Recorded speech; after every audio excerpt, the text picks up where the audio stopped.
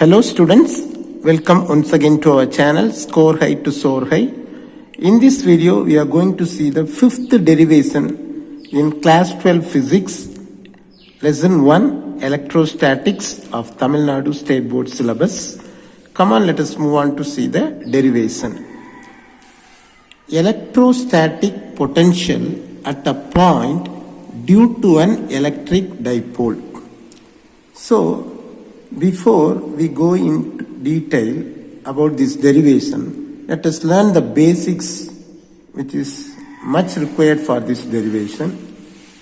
Here, law of cosines or cosine law.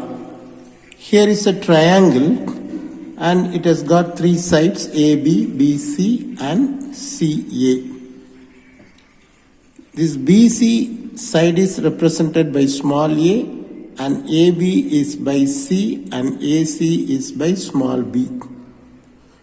This law states that the square of this side, A square, is equal to the sum of the squares of these two other sides, that is B square plus C square minus 2 into BC cos capital A.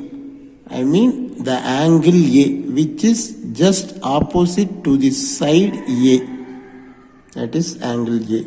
Similarly, B squared is equal to A squared plus C squared minus 2AC cos which angle is opposite to the small b? This capital B. So cos B.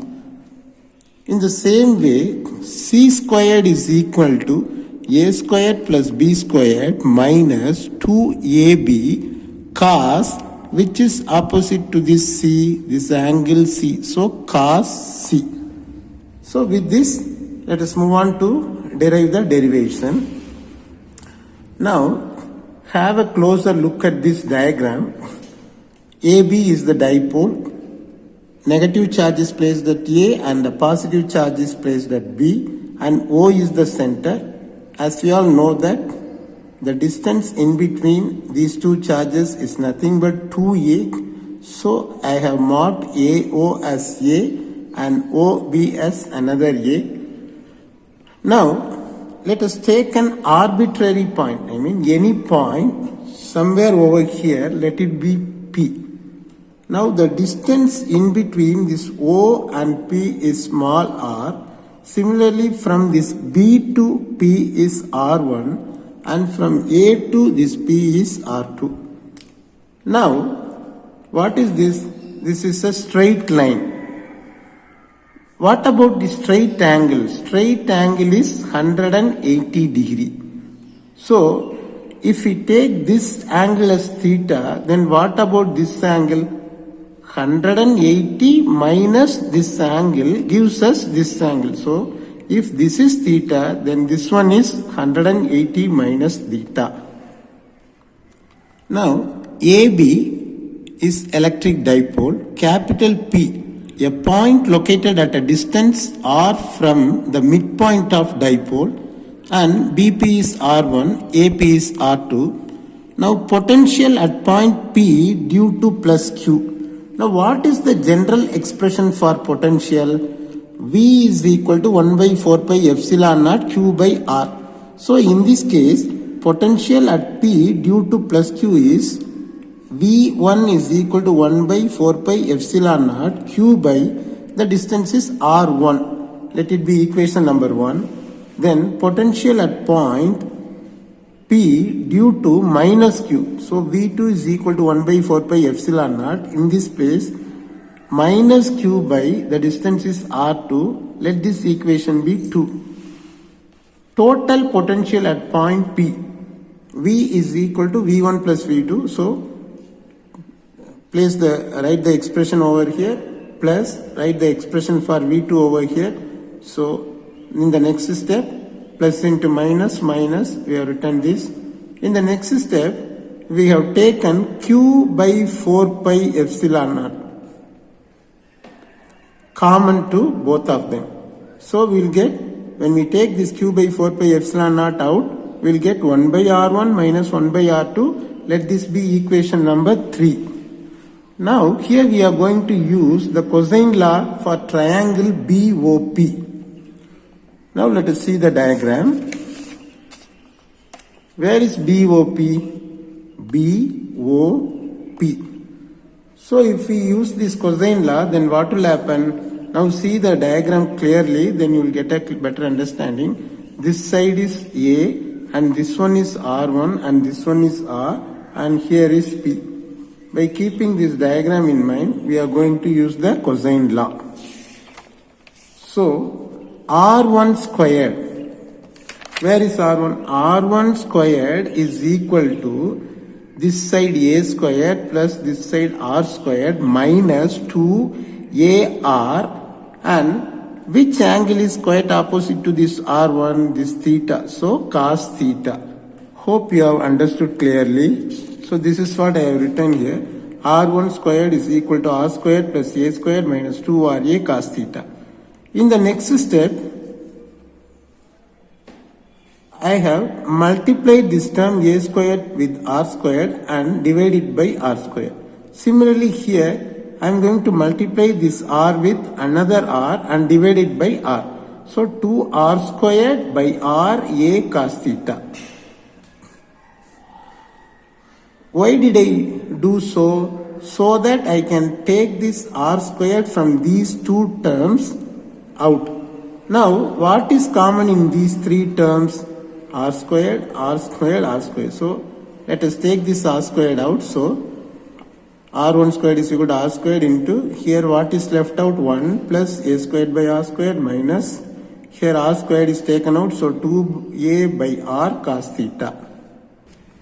Since R is much more greater than A, in other words, A is very smaller than R, the term A squared by R squared can be neglected. So we'll get R1 squared is equal to R squared into 1 minus 2A by R cos theta. In the next step, therefore R1 is equal to, we need to take square root. So what will happen? Here the square will go. So R into 1 minus 2A by R cos theta. Instead of placing the square root sign, I have written 1 by 2. So in the next step, we are going to take the reciprocal. R1 means 1 by R1. Here what will happen? 1 by R. So here what will happen? This term is going to be written as 1 by 1 minus 2A by R cos theta to the power of 1 by 2. In the next step, this one is written as it is and this one is written as it is. This 1 by 2, this term is here. If we take this term up, what will happen? It will become, the power will become minus 1 by 2. That's what has happened over here. Again, since this A by R is much smaller than 1, we can use binomial theorem and retain the terms up to first order. What are we supposed to do is, here we are going to use the binomial theorem and we are not going to write all the terms. We are going to keep the terms only up to first order. Then what will happen? We will get 1 by R1 is equal to 1 by R into 1 plus A by R into cos theta. The equation is 4. In the next step, by the cosine law for the triangle AOP. So here we have got equation 4. Now we are going to apply the cosine law for the triangle AOP. Now let us see the diagram once again. Here look at this diagram. This is the triangle AOP.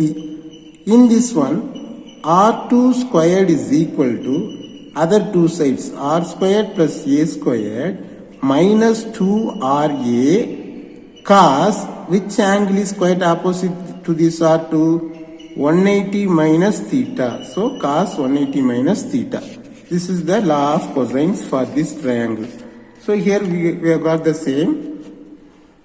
R2 squared is equal to R squared plus A squared minus 2RA cos 180 minus theta. And we all know that cos 180 minus theta is equal to minus cos theta. So I have written the term over here. So in the next step, r2 squared is equal to r squared plus a squared minus into minus plus, so plus 2ra cos theta. In the next step, I have multiplied this a squared with r squared and divided by r squared. Here I have multiplied this r with r and divided by r.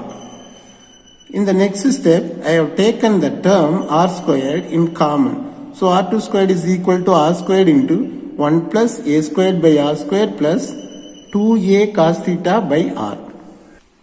Since a is much smaller than r, the term a squared by r squared can be neglected. So we have written r2 squared is equal to r squared into 1 plus 2a by r cos theta.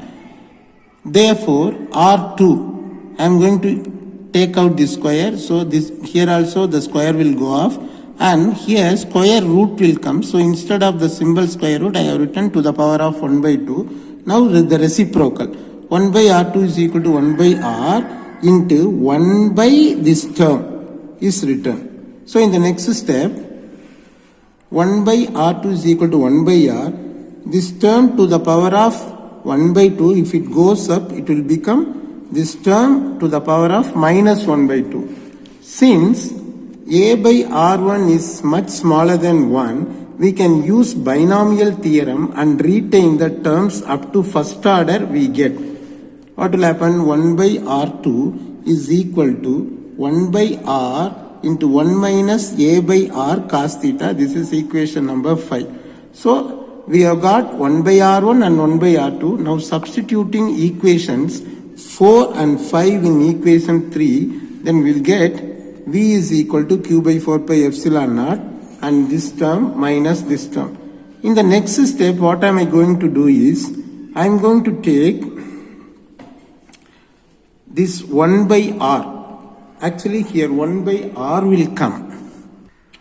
In both the terms 1 by r is common, so I am going to take 1 by r out. So 1 by r into 1 plus a by r cos theta minus 1 minus a by r cos theta. So in the next step, as it is written, and everything is written as it is, and here 1 plus a cos theta by r. Now I am going to multiply these terms with minus. So minus into plus minus 1, minus into minus plus a cos theta by r. So plus 1 and minus 1 get cancelled. So here I will get q by 4 pi epsilon naught into 1 by r into 2a cos theta by r. So in the next step, I am going to write this way, 1 by 4 pi epsilon naught and 2a into q together cos theta r into r square. So what will happen? 2aq is equal to p, dipole moment. So in the place of 2aq I have written p. So v is equal to 1 by 4 pi epsilon naught p cos theta by r square. This is the final expression for this derivation. Sometimes they may ask special cases. First one is, if the point P lies on the axial line of the dipole on the side of plus q, then theta is equal to 0 degree. Now have a look at this diagram. What if this point P lies on this axial line on the side of this plus q? Now imagine that P is on this side of this plus q at this side. So what will happen to the angle? It will become 0 degree. What if the same point P lies on the equatorial line like this? So in this case it will become 90 degree. What if this P lies on the axial line on the side of minus q? Now what about the angle? From 0 to 180 degree. Keep this in mind. It will be helpful in solving this derivation. So if the point P lies on the axial line of the dipole on the side of plus q, then theta is equal to 0 degree. Therefore, V is equal to 1 by 4 pi epsilon naught P cos degree by r square. In the next step is equal to 1 by 4 pi epsilon naught P by r square. The reason behind is cos 0 value is 1. Second case, if the point P lies on the axial line of the dipole on the side of minus q, that means the other side, this side, then theta will become 180 degree. Therefore, V is equal to 1 by 4 pi epsilon naught P cos 180 degree by r square, which is equal to 1 by 4 pi epsilon naught P into minus 1. The reason is cos 180 degree is equal to minus 1. So in the next step, plus into minus minus, so which is equal to minus 1 by 4 pi epsilon naught P by r square. The third case is, if the point P lies on the equatorial line of the dipole, then theta is equal to 90 degree. That means if this is the dipole, then what will happen to the point? It lies like this. Then the angle will become 90 degree. Now you see, V is equal to 1 by 4 pi epsilon naught P cos 90 degree by r square.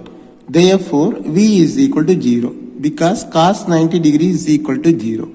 So with this derivation has come to an end. Let us meet in the next video with another derivation. Like, share and comment and subscribe our channel and click the bell button for more videos. Thank you.